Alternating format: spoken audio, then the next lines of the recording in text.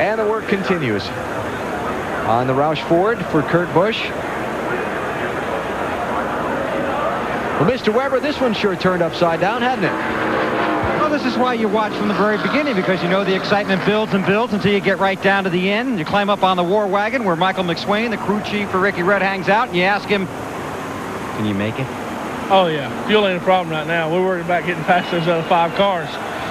We started out a little bit tight, tighter than we've been all day. I think it's cooled off some more.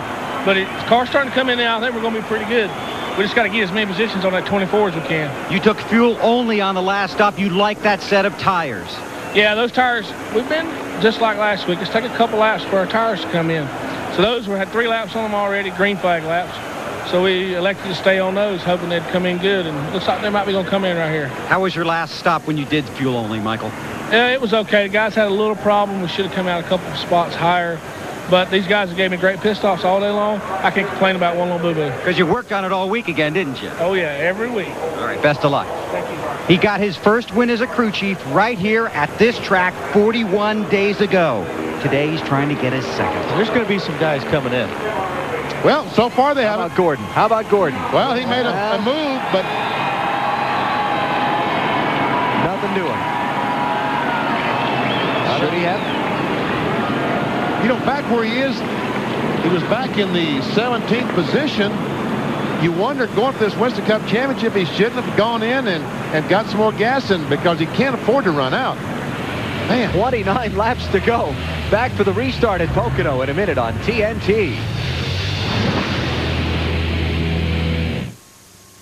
Caution out for this. Right front tire comes off of Kurt Busch's 97 car. There the tire goes, and there goes Kurt.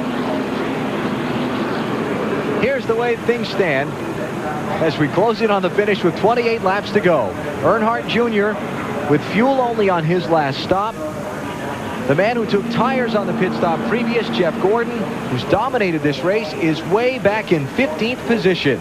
The third player in the championship, besides Gordon and Ricky Rudd, who's running 6th, is Dale Jarrett.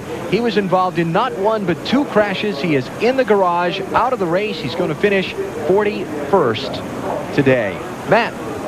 Alan, during Jeff Gordon's last pit stop, you guys took on tires, everybody else gas and go. Do you second guess that call now, Robbie, because you're mired back in traffic? No, we had a flat left rear. You know, we hate traffic, but we couldn't take a chance with that fuel and all that stuff. So we feel good about having 4 tires, 30 laps to go still. We'll see what happens. Some debate, though, whether to come this time between yourself and Jeff Gordon. Why did you decide not to come? Because he says the car is still very tight.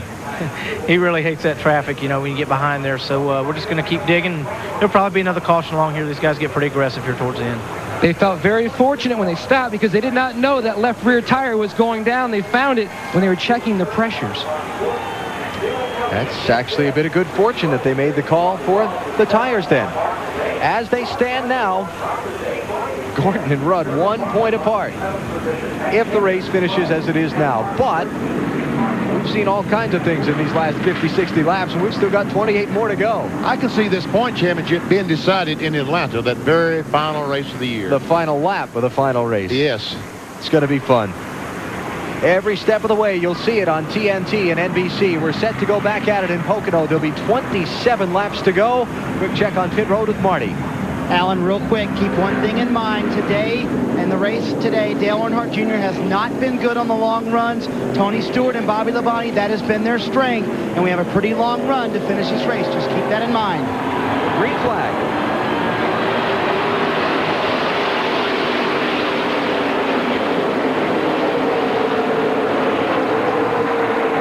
Benson didn't get away good.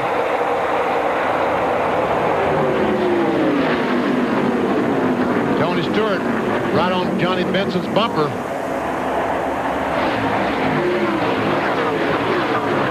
Bobby Gordon in 31, subbing for Mike Skinner again this week. Here comes Joe Nemechek to his inside.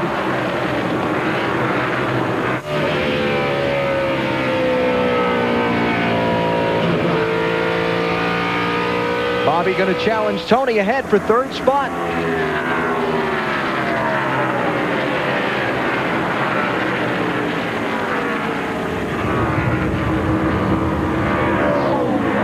When we talk with Tony Tony, on the pace laps of today's event, he said he and Bobby would help each other. Whoever had the better car, the other would help. Was that a help, or did Bobby just drive past him? Bobby just drove past him that time.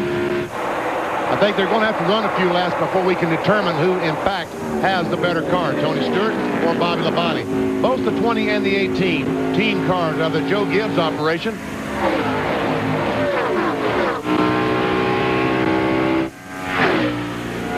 Let's mention that they've taken Kurt Busch's car to the garage for further repairs after that wheel came off at speed.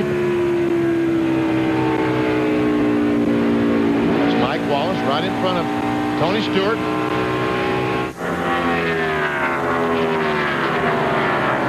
Also, Hut Strickland has gone back to the garage with problems on Junie Donlevy's car.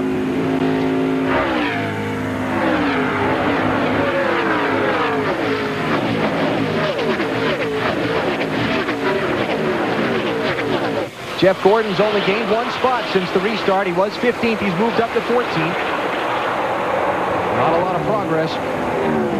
Time's running out.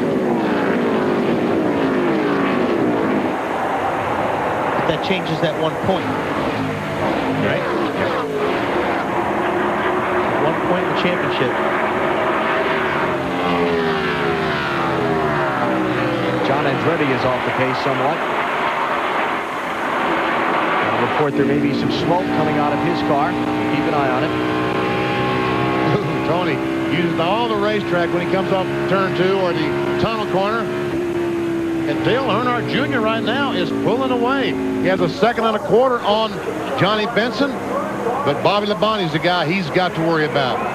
But remember, fuel is close on Dale Jr. Drama you could ask for in this one. It's the Pennsylvania 500 presented by Pep Boys. 24 laps to go at Pocono on TNT.